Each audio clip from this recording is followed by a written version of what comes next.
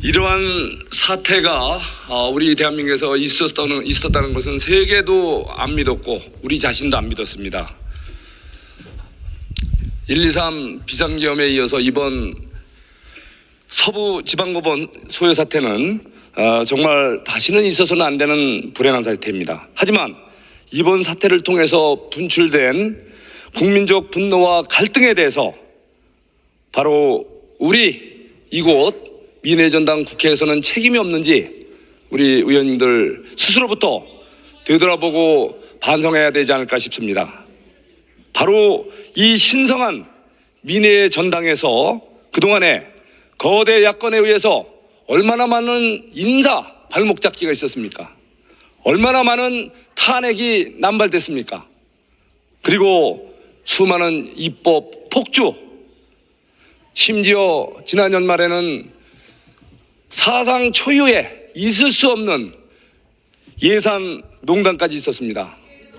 바로 우리 이 국회에서 벌어진 이 모든 사태가 과연 이번 서부지법 소요 사태와 무관한지 우리 스스로 되돌아봐야 한다고 생각을 합니다. 스스로 성찰하는 계기를 가지면서 저의 질의를 시작하겠습니다. 예. 사과 얘기하면서 장난합니까? 국민들 기만하는 거예요? 정치를 왜 그렇게 하십니까? 의원님들 스스로 가슴에 손을 얹고 반성해 주십시오. 우리 최상목 대행 대신 나오셨죠? 좀 나와 주십시오.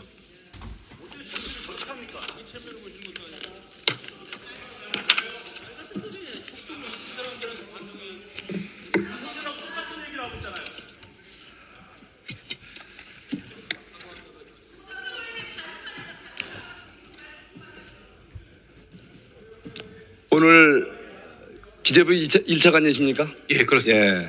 오늘 이 자리에 어떤 자격으로 나오셨습니까? 그 경제부총리를 대신해서 참석했습니다. 예.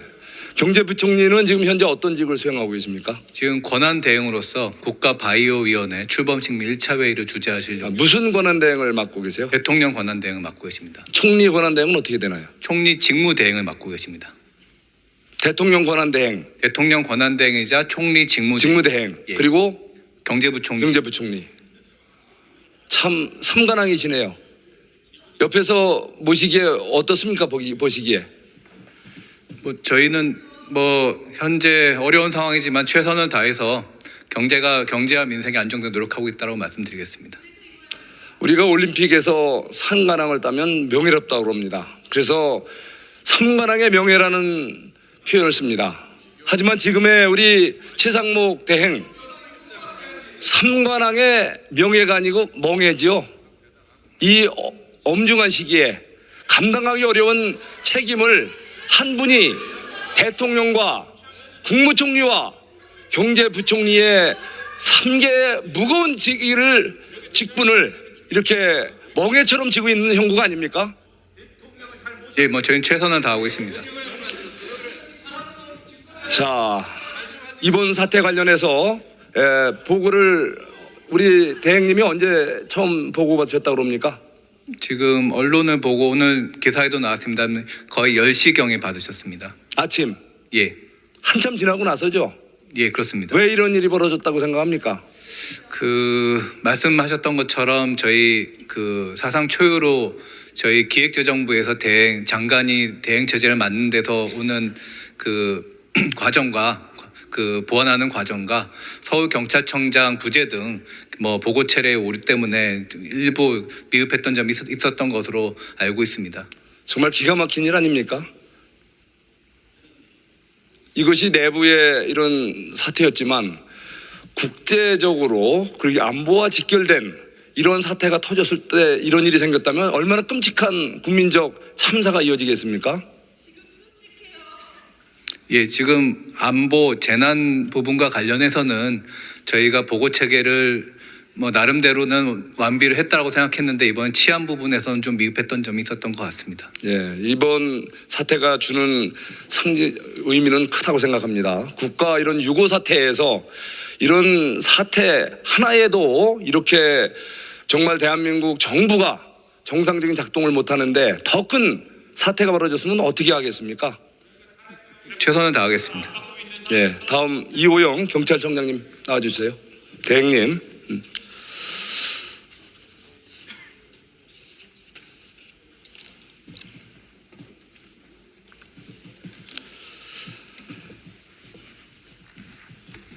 자, 경찰청장님은 지금 유고 중이시죠? 네, 네, 그렇습니다. 대행을 맡고 계시죠? 네네. 대행이지만 맡은 직무에 대해서 추후에 틀어짐 없이 직무 수행해야죠? 예, 그렇습니다. 그런데 대통령 권한대행께 이 사태에 대해서 언제 처보고했습니까? 9시 50분쯤 아침 그 지휘부 회의 끝나고 보고를 드렸습니다. 어째 이런 일이 벌어졌어요? 원래 통상적으로 경찰청장이 대통령께 보고하지는 않습니다. 상황 개통을 통해서 그 보고가 주로 이루어지고 있고요.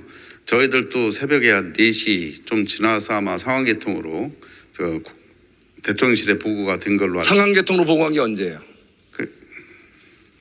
4시 50분쯤 되는 걸로 알고 있습니다. 이렇게 안이하게 생각해서 되겠습니까? 이번 사태가 그렇게 예사로운 평범한 이런 사태는 아니죠. 이게 이제 현장에서 먼저 조치 후에 보고하는 게 상례고요. 통상적으로 이런 경우 뭐 처음에 초동 조치나 여러 부처가 협력해야 될 상황 같으면은 초동 단계에서 바로 보고가 되지만 이와 같이 저희들 경찰력만으로 마무리 져야 될 상황에서는 일단 선조치하고 그 이후에 보고를 주로 했습니다. 이 사안의 엄중함이 단순한 일반 소요 사태하고는 다른 거죠. 예? 저 경찰이 이렇게 안이한 생각을 해서는 더 큰 국가적 변란이 생겼을 때 심각한 문제가 생길 수 있다고 생각합니다. 이 점에 대해서 좀 심각함을 인식해 주시기 바랍니다. 앞으로 보고 체계를 더 정밀하게 하겠습니다.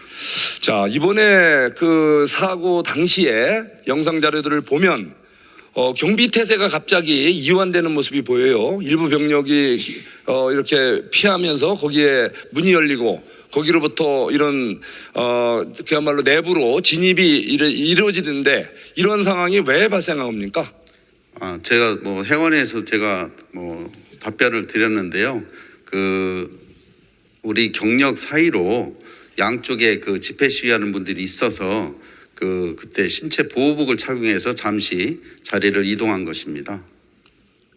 참, 지금 성난 이 시위대 그 상황이 보통 심각한 상황이 아니었잖아요. 그 당시에는 뭐 3시까지는 집회 시위가 구호만 외치고 사실 일상적인 집회 수준이었습니다. 근데 갑자기 돌발적으로 변하는 바람에 그거를 우리가 좀 미처 예측하지 못한 점은 있습니다. 자, 이 과정에서 일부 불순 세력이 개입할 가능성이 높다.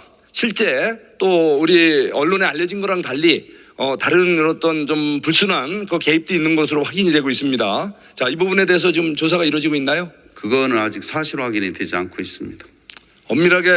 엄정하게 수사해서 이번 사태가 어떤 순수성을 잃은 어떤 동기는 없었는지 이런 부분에 대해서는 보다 강력한 수사와 조치해 주시기 바랍니다.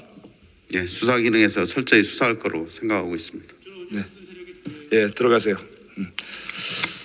예, 다음은 우리 오동은 우리 공수처장님 나와주세요.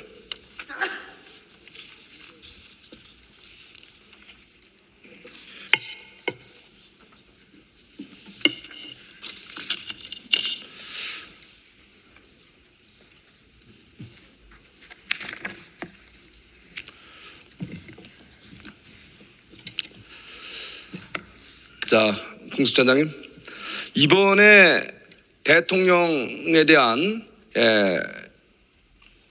수사 전반의 과정에서 과연 수사권이 공수처에 있느냐 없느냐에 대한 논란이 있었는 거 아시죠? 자, 두 번의 그 체포영장 그다음에 자, 그리고 구속영장 발부로 자, 체포 내가 관할에 대한 얘기하니까 좀 문제는, 이따. 해결되었습니다. 그리고 이 체포 과정에서 또 법원도 정상적인 중앙지법이 아닌 또 서부지법을 통해서 체포영장도 발부받았고 또 나중에 무슨 구속영장을 발부받는 과정에서 이런 불행한 사태가 있었지 않습니까? 자, 서부 그런데 법원에 전반적인 관할이 있었던 것은 영장 발부에 의해서 명확하게 인정이 되었습니다. 자, 그거는 인정이 됐지만 어쨌든 논란이 있는 과정에서 수사가 무리하게 진행이 됐고 또 거기에다가 또 체포 과정에서는 또 어땠습니까? 현직 대통령입니다. 현직 대통령에 대해서 무리하게 3,000명이라는 그야말로 정예 경찰 병력을 투입해서 마치 악질 흉악범을 체포하듯이 이런 식의 무리한 검거가 정상적인 겁니까? 내란 우두머리 피의 사건의 그 피의자를 체포영장에 의해서 체포함이 있어서 적법 절차에 따라서 진행하였고 아무런 유혈 사태 없이 정당하게 업무 집행되었습니다. 자, 이 부분에 대해서는 지금 이제 엄정하게 법적인 이제 판단이 추가로 따를 겁니다. 본인은 그런 확신 속에서 이렇게 수사를 하고 있지만 이미 많은 또 전문가들과 여기 관계 기관에서 이제 판단해 주실 거예요. 그렇지만 최소한 어쨌든 본인이 이것이 권한 있는 기관에 의한 정상적인 절차에 의한 이런 과정이라고 하더라도 적어도 국민을 대표하는 대한민국을 대표하는 국가원수로서의 대통령에 대한 현직 아직 직무 정지 상태이긴 하지만 아직은 대통령 아닙니까?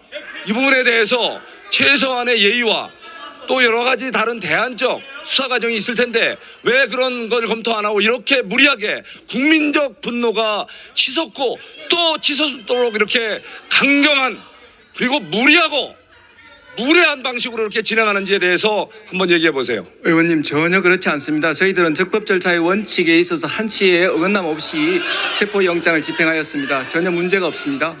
자, 그리고 이번에 또 우리 가족들 접견도 제안하고 서신 송수신도 제안했죠. 이게 변호인 외에 일반적인 경우에 접견을 그렇게 하지 않지 않습니까? 왜 이렇게 강력하게 이렇게 제안하는 거예요? 의원님 그 다른 피의자하고 똑같이 그런 부분에 대해서 조치를 취했습니다. 별로 특이사항이 전혀 자, 없습니다. 과거 위원회산 정당의 그 대표였던 이석기 이분만 해도 최소한 가족과의 접견을 허용했다고 합니다. 알고 계세요? 왜 이렇게 무리한 이런 대통령에 대한 그야말로 착수 단계부터 체포 수사 거기다가 최근까지는 또 강제 구인을 또 세 차례나 시도했죠. 그렇게 해서 뭘 얻었습니까? 뭘 얻었어요? 무리한 수사와 체포, 구금, 수사 과정에서 여러분들이 얻은 게 도대체 뭡니까? 의원님 정당한 법 집행입니다. 지금 구속영장 조사에 임하지 않는 피의자를 상대로 구인 절차를 저희들이 진행하였고 적법 절차의 원칙상 전혀 문제가 없는 조치들입니다. 자, 문제가 없다고 하지만 국민들 관점에서 또 법적인 엄격한 주대의 관점에서 바로 공수처가 지금 엄청난 착각을 하고 있다는 거 그리고 국민적 분노를 높이겠다는 거는 알고 계신가요?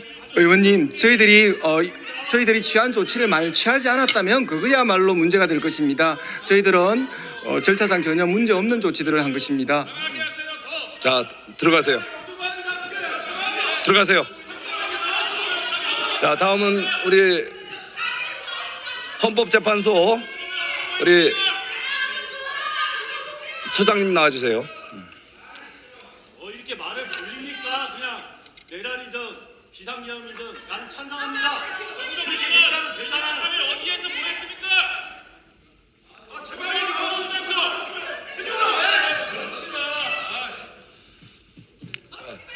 자, 의원님들 그렇게 자리에 앉아서 큰 소리를 이야기한다고 해서 국민들한테 전달되지 않습니다. 그냥 양론이 다 나와서 이야기하는 것이기 때문에 서로의 이야기를 잘 듣고 또 반론도 하시고 그러면 되겠습니다.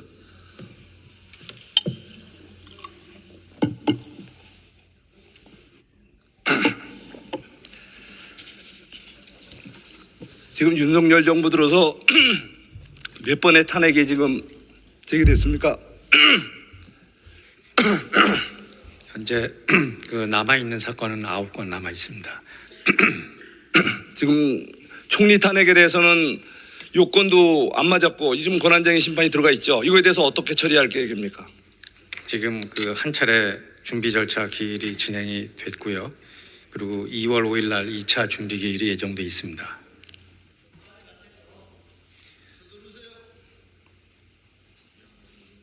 엄정위에서 정상화해 주시기 바랍니다. 예, 지금 말씀하신 취지 잘 알겠습니다. 들어가세요.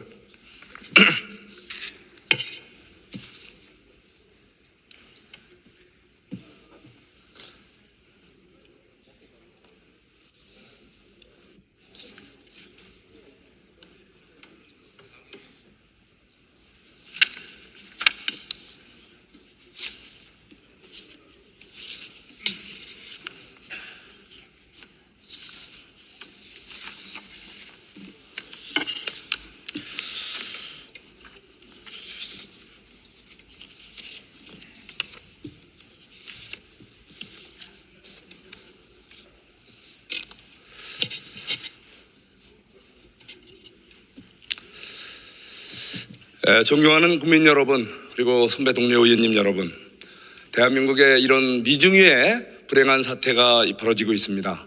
바로 이런 과정에 대해서 우리는 다시 한번 지난 윤석열 정부를 되돌아봅니다. 그동안 시작부터 국민들에게 돌려드리겠다는 청와대 돌려드리고 용산 대통령실 이전하는 거에 대해서 사사건건 발목 잡은 야당이었습니다. 문정권 알박기 인사가 어땠습니까? 2명의 장관은 1년 이상 그 자리를 지키면서 국정 업무를 방해했습니다. 그리고 또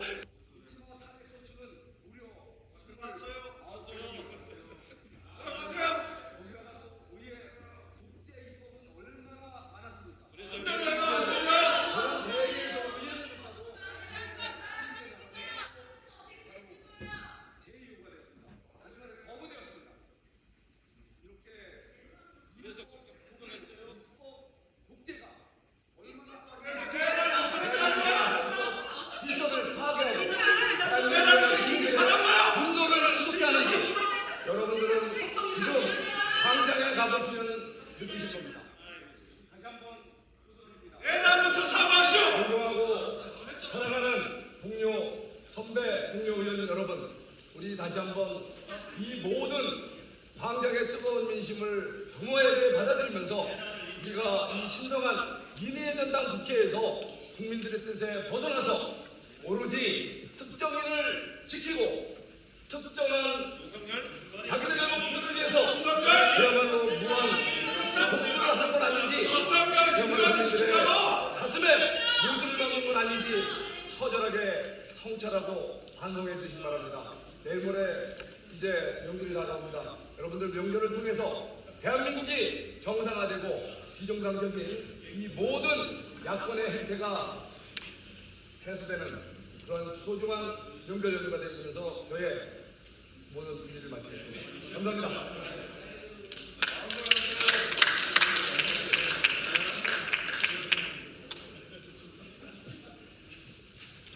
송석천 의원 수고하셨습니다. 다음은 서울 도봉을 출신의 더불어민주당 오기영 의원 나오셔서 질문해 주시기 바랍니다.